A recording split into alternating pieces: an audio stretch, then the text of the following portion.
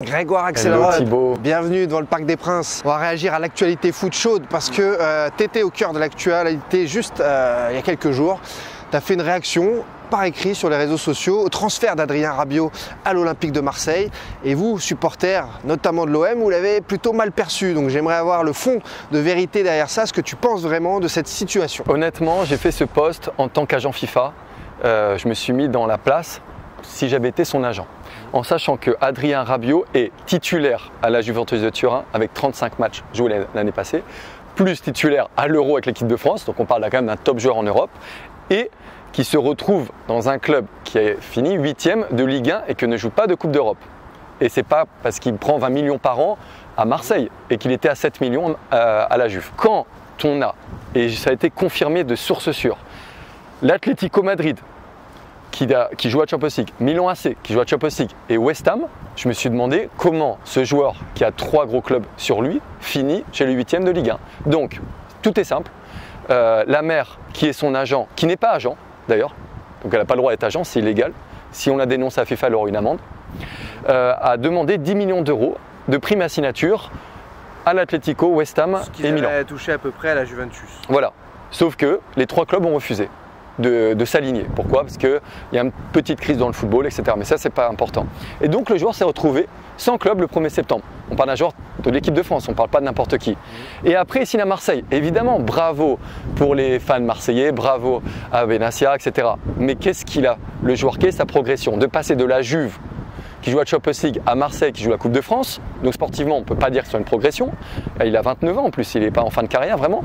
Et après, au niveau financier, il passe de 7 millions net à 2 millions net.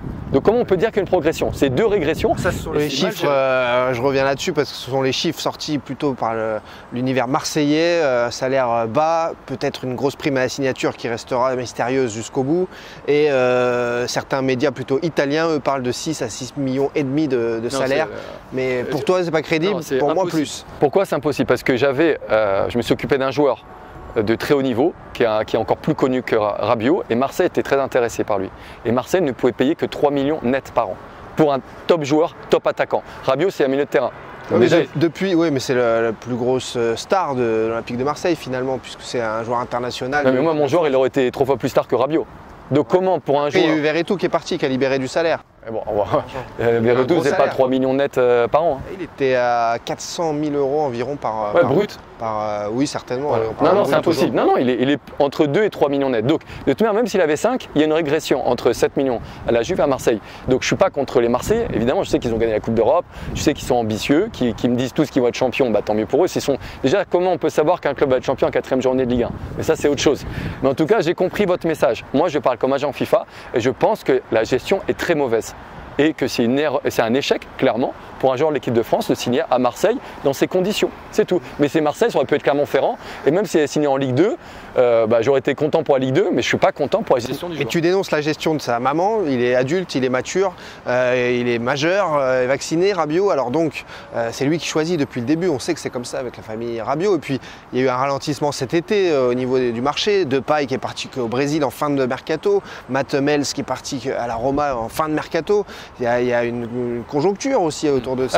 Alors, la famille, c'est les premiers arnaqueurs des joueurs. Et en deuxième position, les agents. Donc c'est la réalité. Donc toujours se méfier des familles. Et se méfier des agents aussi quand même. Des agents évidemment, mais un agent... Je vois les supporters, ils le disent souvent. Les agents, vous pensez qu'à l'argent, les agents, le financier, etc. On pense qu'à l'argent. Les joueurs, on les suit aussi. Hein. C'est-à-dire que je ne connais pas un joueur qui m'a dit tiens, je cherche tel coach. Non, il me dit voilà, tu m'amènes les meilleures offres et on discute. Même quitte à partir n'importe où. Donc concrètement, quand je vois la mère Rabiot, quand je vois la mère Mbappé, oui, on va me dire oui, mais la mère Mbappé elle a mis son fils au Real Madrid. Merci. Je pense que sa grand-mère aurait mis aussi Kylian Mbappé au Real Madrid, parce qu'on parle de Kylian Mbappé, il y a le monde entier qui le veut. Mais moi, ce qui m'intéresse, c'est quand le joueur va un peu moins bien. Et Rabiot, on ne peut pas dire qu'elle est moins bien, le mec est titulaire à la Juve en équipe de France. Donc, méfiez-vous des familles, il faut que ce soit des professionnels qui vous gèrent. Et d'ailleurs, la mère Mbappé, qui va sur tous les plateaux de télé dire qu'elle est agent, elle n'est pas agent. C'est pas parce que tu es mère d'un joueur que tu es agent, ça ne marche pas comme ça. Ça marche en licence, ça marche en licence FIFA. Et donc si tu n'as pas la licence FIFA, tu n'es pas agent. Elle fonctionne comme tout le monde, une société, une avocate, la maman, un conseiller en communication. Oui, exactement. On prend toujours un faux associé FFF, FIFA, un homme de paille, il faut dire clairement les choses. Et on va lui dire, écoute, toi tu restes là, tu sers à rien, mais je te donne 10% parce que tu es agent, donc tu es la vitrine. Mais en parlant d'homme de paille, toi tu es agent FIFA, tu n'as pas le droit d'exercer en France. Alors moi, je n'ai pas le droit d'exercer en France, ce qui est hallucinant, puisqu'on peut exercer dans 190 pays sauf la France. Donc c'est vrai qu'on est obligé de faire appel à un agent FFF, et j'ai un partenaire qui ne connaît ni le joueur, qui n'aura strictement rien fait dans le deal, mais qui va prendre sa commission. C'est-à-dire que c'est la même chose pour Thiago Silva, pour Neymar. Quand ils sont arrivés au PSG, on a dû leur donner un agent FFF qui n'a rien à voir dans le deal pour signer officiellement et prendre la commission. Donc après, je ne sais pas si c'est du blanchiment ou pas, mais en tout cas, c'est très étrange et j'espère que la FFF va changer ça. Parce qu'il est temps que tous les pays du monde sont à la page, sauf la France. Et alors, concernant la situation de ces joueurs gérés par leur famille, tu dénonces ça, mais eux, ça veut dire qu'ils se sentent plus en confiance avec la famille. C'est bien une réalité, c'est parce qu'ils ont peur de se faire truander avec des gens qui connaissent moins. Exactement. Donc moi je prends un exemple concret. J'ai eu la même chose quand j'étais en Angleterre avec l'Aston Villa, Manchester City, etc. Dès que le joueur il commence à bien marcher, tu as la famille qui arrivait tout d'un coup, bizarrement. Hein. Mais quand le petit jouait dans un petit niveau, il n'y a personne. Donc si, imaginons, Adrien Rabiot n'est pas joueur de foot professionnel, mais travaille au McDo, ok ? Est-ce que sa mère va venir pour l'entretien d'embauche avec le manager du McDo? Est-ce que ça va être accepté au McDo pour un poste à 1 500 € par mois? Parce que moi j'ai bossé au McDo, je peux dire que non. Tu viens avec ta mère ou ta grand-mère ou ta tante. C'est pas le même système, c'est pas le même argent. Mais c'est un métier comme les autres. Le foot c'est un métier, mais nous dans le foot on accepte tout. On accepte que la grand-mère elle vienne à l'entretien d'embauche, elle fasse sa négociation, elle vienne tous les jours à l'entraînement. Non. Est-ce qu'au McDo, si Adrien Rabiot aurait été au McDo, est-ce que sa mère serait venue à l'entretien d'embauche et est-ce qu'elle serait venue tous les jours à s'asseoir à une table avec son Big Mac et le regarder bosser? Non, bien sûr que non. Et dans le foot on accepte ça. Et toi Grégoire Axelrod, je les vois venir dans les commentaires avec ton passé où tu t'es fait passer pour un joueur du PSG pour obtenir des essais dans des clubs professionnels, ce qui a fonctionné.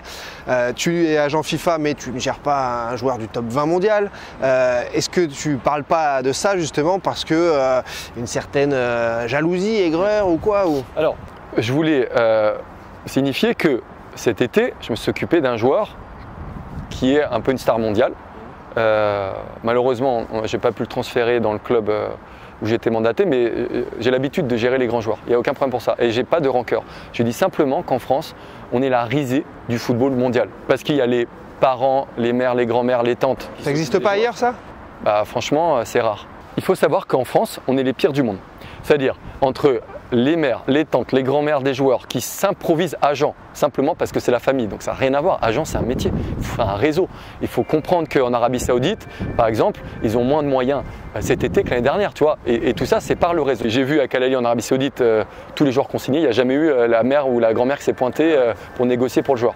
Maintenant, quand on voit le système français, j'ai un exemple, j'ai un ami qui travaille au Borussia Dortmund. Il a rencontré un agent, enfin c'est même pas un agent, c'est un faux agent, encore une fois, comme la famille des joueurs. Parce que t'as pas que la famille qui se dit agent, t'as des mecs, c'est des mecs qui traînent, je sais pas ce qu'ils font, ils arrivent à récupérer des joueurs, ils se disent agents, mais ils n'ont pas de licence non plus. Et ça, c'est interdit. Donc cette personne-là, qui n'est pas agent FIFA, représente plusieurs joueurs de l'équipe de France. Ce qui est assez incroyable, parce que c'est du haut niveau, on parle pas d'Istres ou de Laval, tu vois.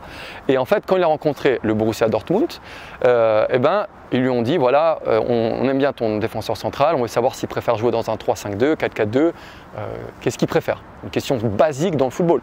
Et le faux agent a dit, oula, je ne sais pas de quoi vous parlez, moi ça ne m'intéresse pas le foot, je ne connais rien au foot, je suis juste là pour parler chiffres. Ça, c'est l'équipe de France, c'est comment est géré, les joueurs sont gérés les joueurs de l'équipe de France. Et ce type d'agent, ils ont récupéré des joueurs, non pas par le football, parce qu'ils connaissent strictement rien, ils ont récupéré des joueurs par les femmes.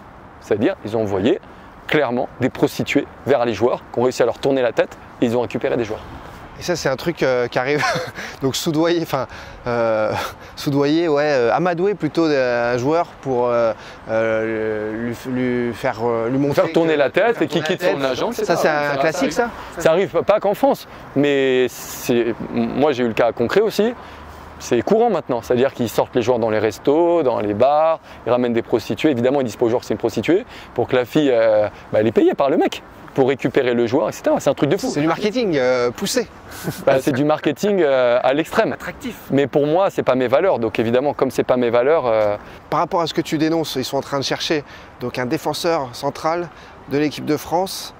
Et ils sont 3 à avoir le même, tu appelles ça un faux agent, donc qui est leur vrai agent pour eux, qui utilisent donc des procédés, qui s'en foutent du foot et qui utilisent des procédés. Voilà, il s'en fout du foot, mais il ne cherche même pas à améliorer sa connaissance, à comprendre le football, etc. C'est pas son problème. Lui, son seul problème, c'est l'argent, la commission, mais ils vont bien ensemble. Réellement. Parce qu'un joueur normal, il cherche un professionnel. Et la majorité des joueurs, ils se disent bon, tout va bien, je prends tel agent parce qu'il a plein de meufs d'ailleurs à me présenter, donc ça m'arrange, comme ça le soir, je m'amuse, tu vois. Ah oui, donc voilà ce qu'est devenu le football entre les familles des joueurs, la mère Mbappé, la mère Rabiot, et des faux agents qui présentent des femmes pour récupérer les joueurs. Voilà le système français. Bon, merci Grégoire Axelrod, ici devant le Parc des Princes ensemble les amis, pour ces précisions sur le fabuleux monde des agents qu'on découvre toujours plus dans ces coulisses. Dans le Dash Foot également en direct les amis, les passionnés, n'hésitez pas à donner de la force à la vidéo, petit commentaire pour nous dire ce que vous en pensez, petit like, petit partage, merci pour la force, prenez soin de vous et des autres et on se retrouve très vite. Merci Thibaut, à toi. Salut.